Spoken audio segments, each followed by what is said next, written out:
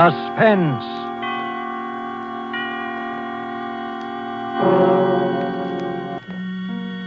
This is the Man in Black, here to introduce this weekly half hour of Suspense. Tonight from Hollywood, we bring you Mr. Orson Welles. Mr. Welles will appear as star of the suspense drama called The Dark Tower, from the play by George S. Kaufman and the late Alexander Woollcott. And now with The Dark Tower, and with the performance of our star, Orson Welles, as that noted actor, Damon Wellington, scion of the celebrated royal family of stage and screen, we again hope to keep you in suspense.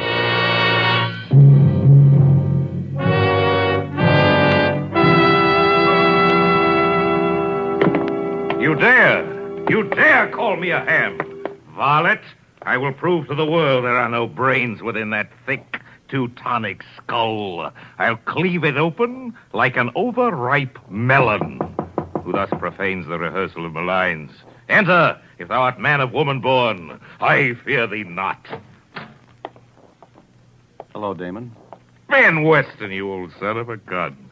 I heard you were back from the coast. What news in the Rialto from that cesspool of the arts known as Hollywood?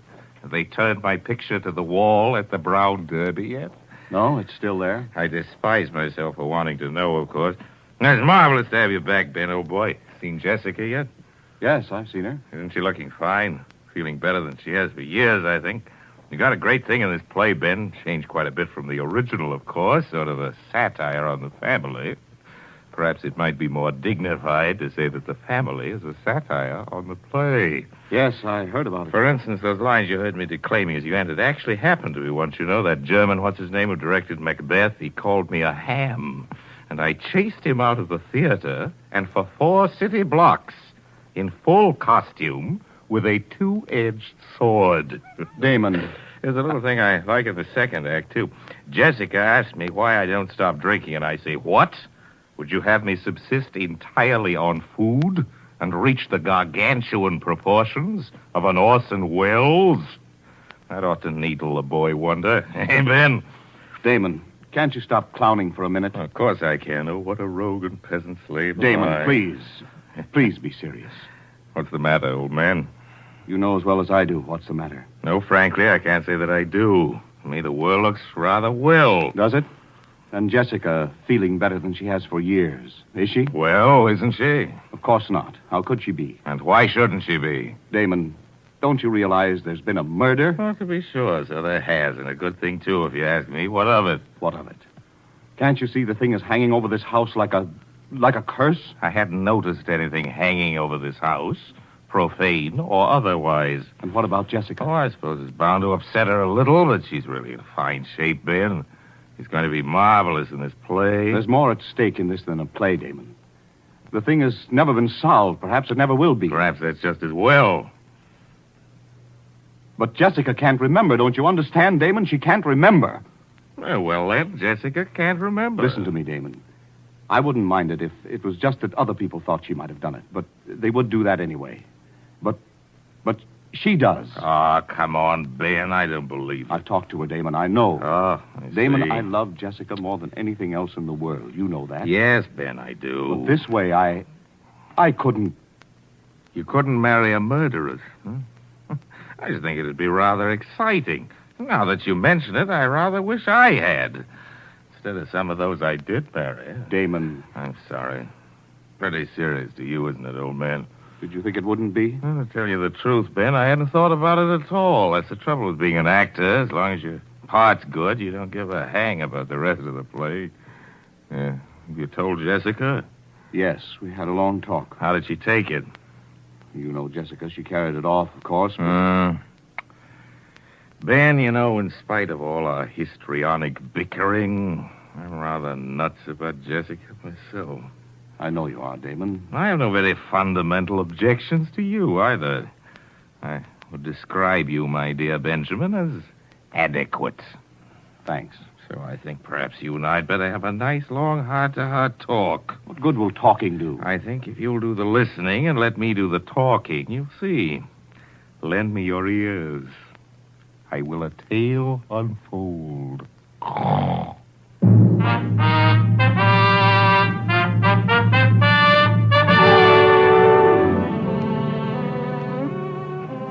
Well, Jessica, as you know, had been in a sanitarium for nearly a year. She hadn't been on the stage in more than 2 years. The Dark Tower was to be her first attempt to work again. All that time. I know it isn't the greatest play in the world, but it has a surefire box office appeal. Jessica needed that to get her confidence back. Well, we were just polishing up a few last-minute changes here at the house. David Torrance, the producer, you know, he was there with us. And, of course, there are the usual little differences of opinion.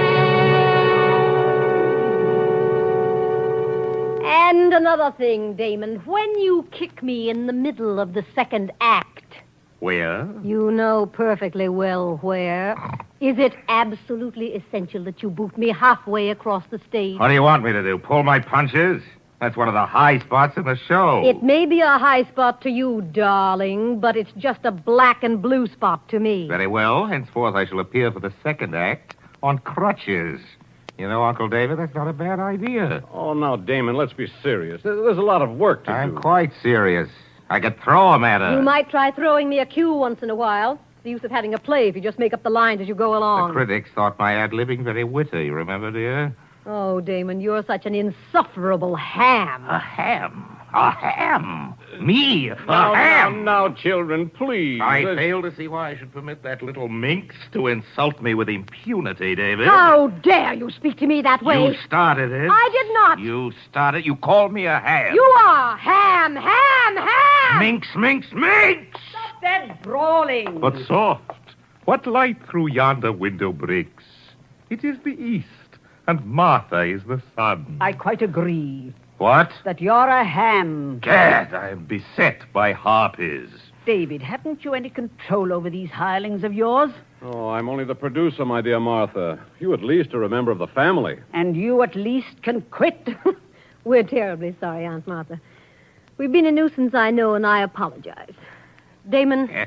I even apologize to you. Don't be silly, Jim. I've been much the worst, I know, but I've really been terribly keyed up working again, and you know, Ben is coming east for the opening. Love rears its ugly head. Don't be hurried, Damon. It's all right. I couldn't even be angry if he was.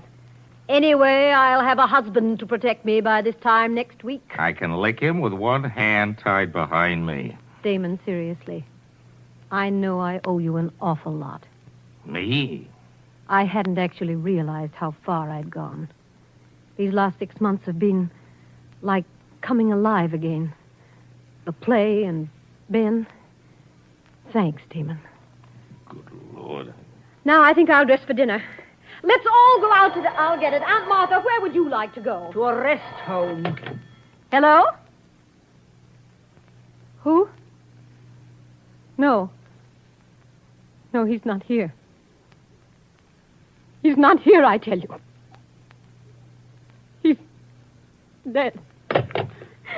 Oh, darling, what is it? It was for Stanley. For Stanley. Yes, Never mind, darling, it's all right. Just some fool who didn't know. of course. Damon, you take David and Martha out to dinner, will you? I think I'll lie down for a little while. Oh, come on, Jess. You mustn't let a little thing like that upset you. I know, but I'm awfully tired. Please. Jessica! You'd better leave her alone for a while, Martha. Oh, I suppose so. It was for Stanley Vance, the husband, huh? Yes. He's dead, you say? You might as well tell him about it, Martha. I was always for telling about it. Well, you don't have to. I'd rather. He was the cause of her breakdown, of course. Should have been an actor. That's why Jessica married him. She married him because he forced her to marry him. Huh? He controlled that girl's mind like some sort of fiendish My hypnotist. dear Martha, I've always said that if Jessica was fool enough to marry a psychoanalyst... Damon, stop playing the heartless brother. You saw what Stanley did to her. I was in Hollywood. Perhaps that's why Damon went to Hollywood, huh? Well, what could one do? She was legally married to the man. She'd listen to no one but him. Here's what happened, David. She went to this fellow to be psychoanalyzed, and in the process, something happened. I don't know what it was, but Vance acquired a power over Jessica's mind that was utterly inhuman. He married her quite frankly to have her support him. Then he found he'd overplayed his hand and sent her into a complete mental collapse. When he found he couldn't snap her out of it, and she was no longer a source of revenue to him, he He simply decamped. You say Vance is now dead? We heard the happy news about 6 months ago. Some public benefactor had shot him. I've always meant to look that fella up. From that very day, she began to get better. From the moment she heard the news, it was as though a spell had been lifted. And now she's practically all well. You know, it's odd that someone phoning for him after all these months. Probably the sheriff just catching up. Oh, I wonder who that could be. Damon. You don't suppose... I'll go. It may be a peasant with a petition. Good evening. My dear Martha, you are positively psychic. The Honorable Stanley Vance. Thank you. I trust the shock will not be too great. One knoweth not the place nor the hour when the bridegroom cometh, does one? My luggage will be here shortly. Listen to me, Stanley Vance. Good evening, Martha. I regret to arrive so unceremoniously. I have been ill. So we have been told. We have been assured, however, that your illness was fatal. Damon, I thought Stanley. Jessica, my poor, poor darling. Stanley. Oh, but you're ill, my dear, aren't you? You're ill. You should be resting. You're tired and exhausted, aren't you? Terribly, terribly tired. Yes, I am tired. Oh, great. Terribly tired. I'll take you up to your room, darling. I take it we still have the same room, Martha. Listen to me, Stanley Vance. The poor girl, you can see how weak she is. If you think you're going to stay under this roof for a single minute, get out! Very well. Get out! Very well, if you insist on being inhospitable, Martha. You'll pack your things, Jessica. We'll go to an hotel. Yes. Yes, Stanley. Jessica. But I'm so tired. Will you help me, Stanley? Of course I will, my dear. Come along. Stanley. Yes, Martha? All right, Stanley. You win. You're asking us to avail ourselves of your hospitality, Martha. Yes, you can stay. That's very sweet of you, Martha. Isn't it, darling? Yes. Yes, Stanley. But somehow, someday, there'll be a time of reckoning for you, Stanley Vance. And until it comes, keep out of my sight. The pleasure will be all mine. Come, darling. We'll go to our room now. Yes, Stanley. Damon. Yes, my aged auntie. Damon, what are we going to do? I don't know what you're going to do, Ducky. But I'm going down to the Lambs Club and have a quadruple scotch and soda.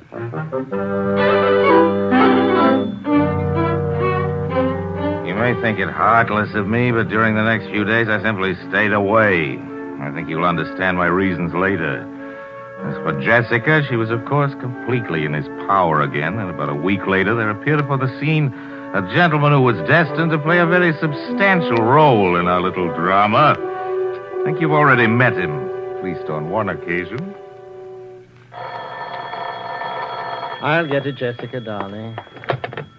Hello? No, Mr. Damon Wellington isn't here. Can I take a message, please?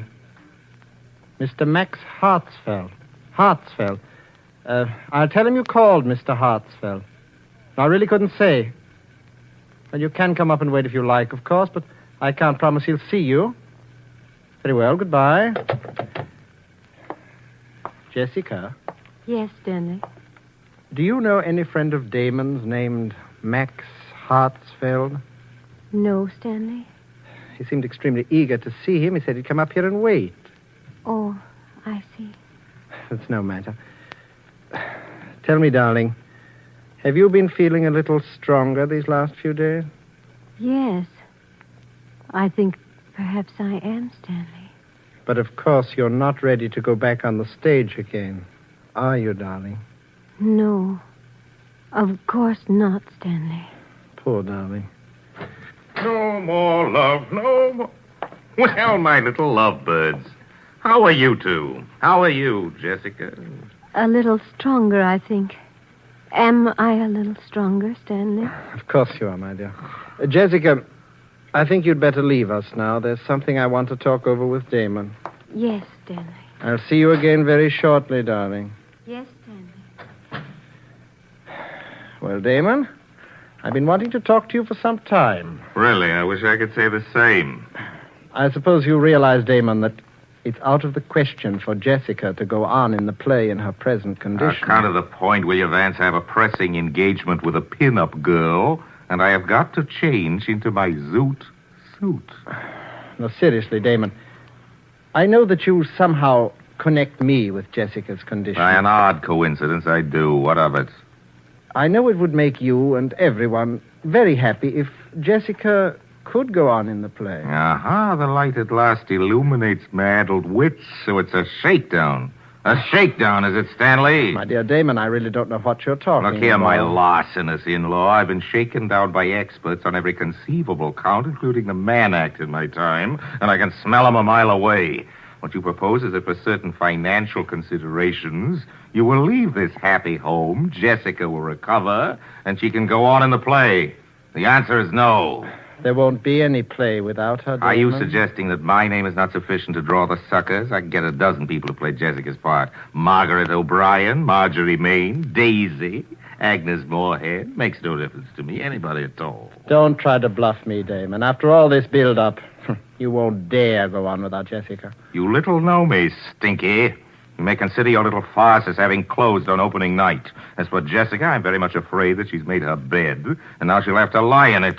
There's no cure for her short of murder with yourself as victim, and I do not propose to put my neck in the hangman's noose. Good night. I think you'll see things my way a little later, God Damon. forbid. By the way, did I have any calls? Oh, yes. Max Hartsfeld called. Max Said he was coming up here to Hartsfeld. wait for you. Good heavens, when? He's on his way now, I imagine. Look, tell him I'm out, will you? Going to Hollywood or something. Fella's been pestering me all week, wants to buy into the show, and I simply don't want to see him. Oh, he wants to buy into the show. Yes, he does not share your lamentable lack of faith in my talent, Stanley, and he's dying to buy into the show. Does he know Jessica won't be able to appear? Of course he does, you idiot. Everybody does. Don't you read the trade papers? And now, good night, repulsive. I have other fish to fry. Toodaloo, flat top.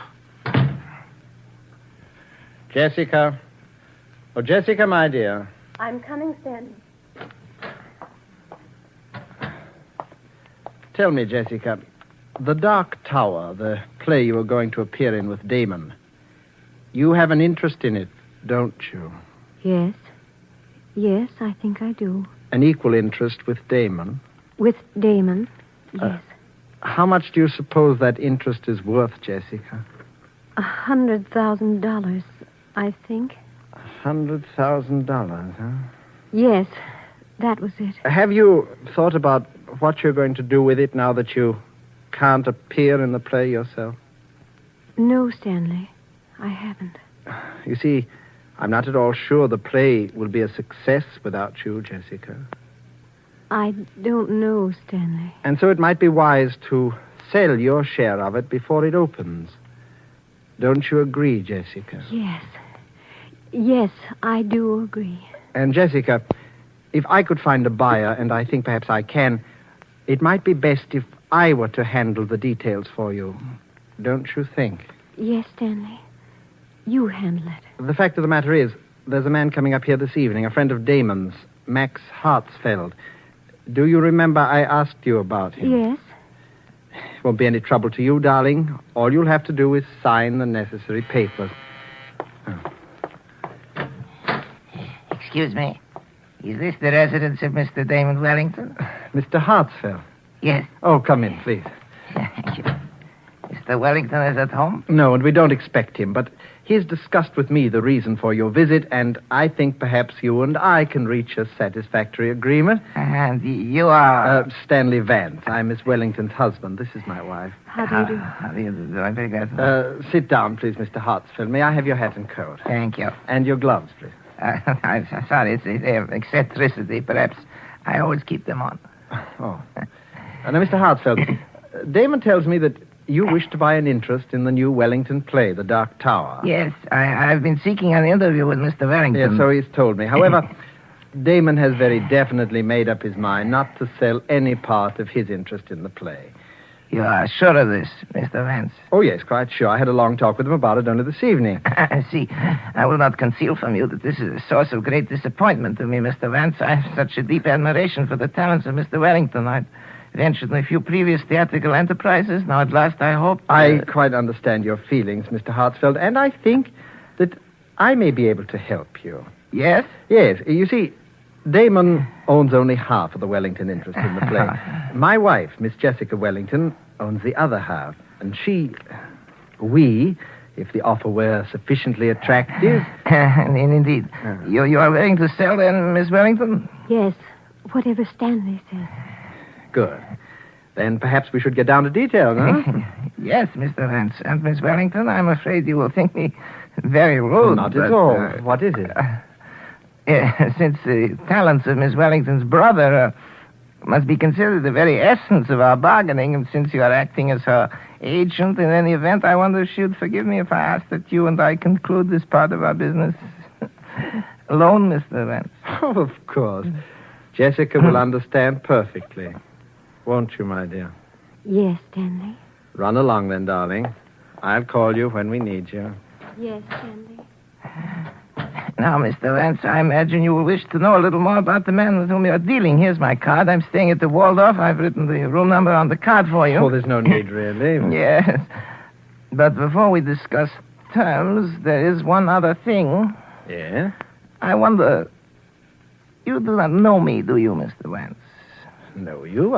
You do not know why I've been looking forward with such pleasure to an interview with you? Alone. I know. It's very simple. It's very simple, really, Mr. Vance. It's just that I'm going to kill you. To kill me? Really, Mr. Hartsfeld? With these two hands. And before you die, I want you to know the reason. Jessica. No.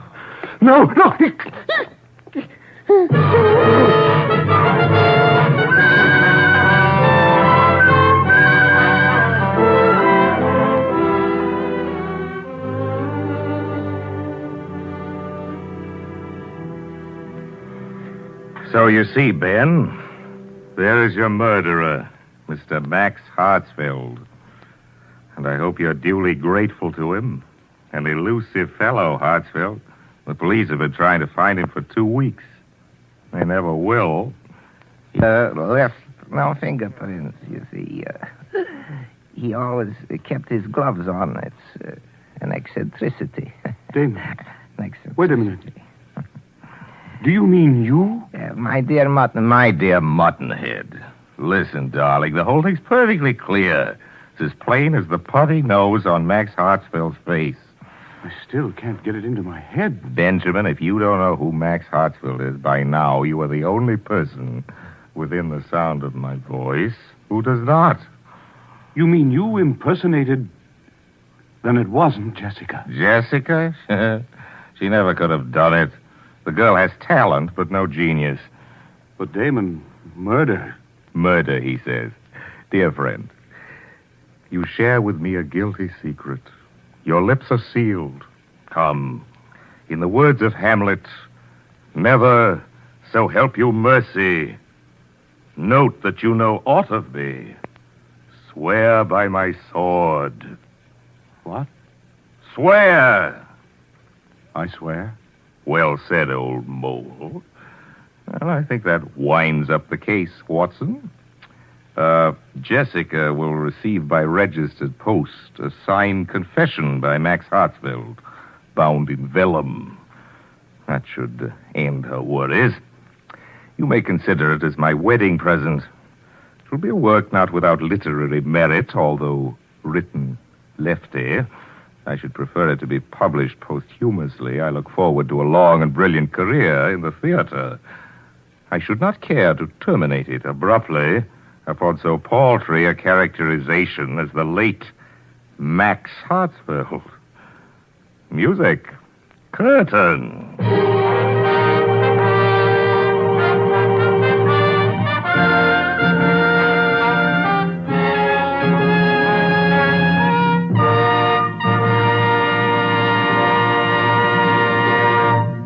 And so closes The Dark Tower by Alexander Woolcott and George S. Kaufman, and starring Orson Welles, tonight's tale of Suspense.